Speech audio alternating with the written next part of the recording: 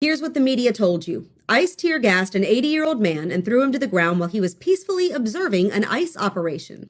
Thousands of shares, millions of views. And here's what they didn't tell you. Here's another video of the same incident. This guy right here, yeah, that's Jack Ranma. He's a 27-year-old anti-ICE agitator who walked up to an ICE patrol car and slashed the tire. Hence why his face is in the asphalt. This is 80-year-old Doug Hayes, who, by the way, in addition to being a helpless little old man, is a practicing defense attorney. He can be seen in the video screaming at agents, "Show me your face, and what are your children gonna think of you?"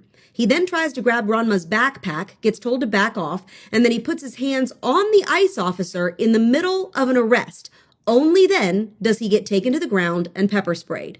Oh, and it gets better. Hayes later told radio station KCBX, "I was going to jump back in, but I guess fortunately for me, people dragged me away and helped me clear my face and eyes." So this poor little old man intentionally put himself in the middle of an ICE arrest, harassed agents, tried to physically pry them off of the criminal they were arresting, and then said he would have jumped back in if not for the people who held him back. Now, I must have missed the part of the law where it says that you can assault agents and obstruct an arrest as long as you're geriatric. If you're spry enough to assault an officer, you should be prepared to get tossed on your butt.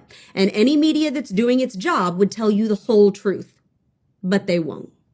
Outside a federal courthouse, some U.S. Marshals doing routine security are being harassed. Because, newsflash, in case you weren't following, everybody in law enforcement works for ICE.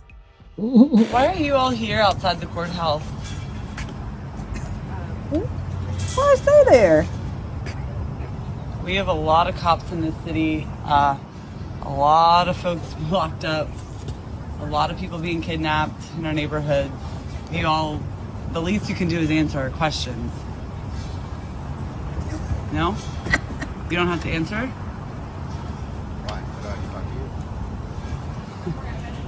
Because I live in DC, I care about my neighbors.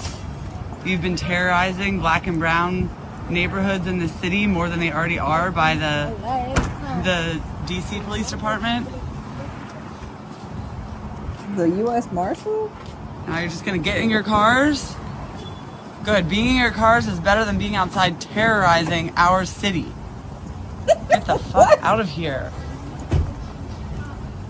Terrorizing. There's two things that really bother me about what's going on right now. Thing one, the saturation and the dilution of the term kidnapping right now is a problem for me, because these people are not being kidnapped, they're being arrested and or being deported.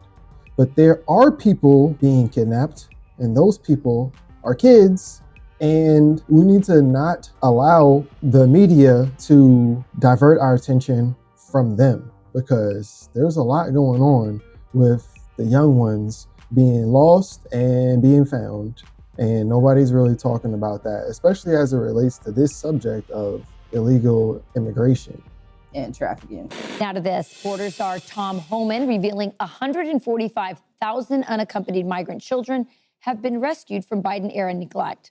According to the Department of Homeland Security, the Biden administration lost more than 450,000 children because of its open border policies. And now DHS says it will not stop until every last child is found. Thing number two, ICE is not terrorizing Black communities. Well, but if you say Black and brown. That's the thing, it's like, what is even brown? Because for a long time, the Indians claimed brown. Hey, welcome to the Brown Bar. My name's Lily. How can I help you? I don't know why my girlfriend is mad at me. 99% of the time, it's not that your brown girlfriend is defective, it's that you don't know how to treat her right. Well, all I did was ask her to teach me how to speak Indian. But now brown includes Mexicans? Latinos, anybody not white. But white legally encompasses Arabs, who I would think would be brown, Africans. White is also not legally about skin color. It's goofy though, because what about light-skinned Blacks? Are they brown? Are they the brown and the Black and brown? Or are they Black? These notions are so confusing, because really what we're talking about is nationality. And that's the conversation that people are trying to have, but they don't have the vocabulary for it. Like, Black people is AKA Americans, that are melanated that have either been here for a really long time, aka American Indians, or have been brought here and blended with the American Indians a really long time ago, i.e. some of the Africans that were brought over. Give us free. Or people who for a long time have come from the Caribbean or South America. Where Africans came from and went to changed over time, but in all, 48% of slaves went to the Caribbean and 41% to Brazil. Although few Americans recognize this, relatively few slaves were imported to the US, only about 5% of the total. But the idea that ICE is terrorizing Black communities is completely false. And in DC specifically, when Trump brought in the National Guard to address violence, the Black and brown community was very thankful. And then we need National Guard, and which we did years ago. He brought it on. I love him. I don't want to hear nothing you got to say about that racist stuff. And they got no mainstream media airtime. Yeah, the idea that they keep trying to lump us in with these other groups of people is really disgusting. Like the sexuality flag, all the colors represent a different way that you can have intercourse, except the Black and brown. Like, how did that get there? What does Black and brown have to do with the way you like to get busy? Because some Black and brown people are trans. You're not fully gay. It's like, yo, get out of here. Miss me with that. They stay trying to lump us in on everybody's struggle. And no, rejection. No problem. Not in my house.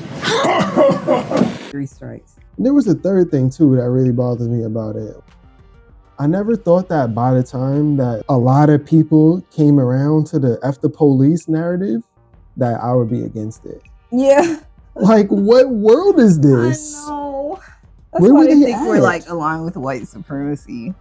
Where were they at in the 90s or in the 80s when it was going down and people had a reason to be like F the police because they were like bringing crack into the neighborhood and like really wilding out, disappearing people for real. For being drug users. Where were they at then?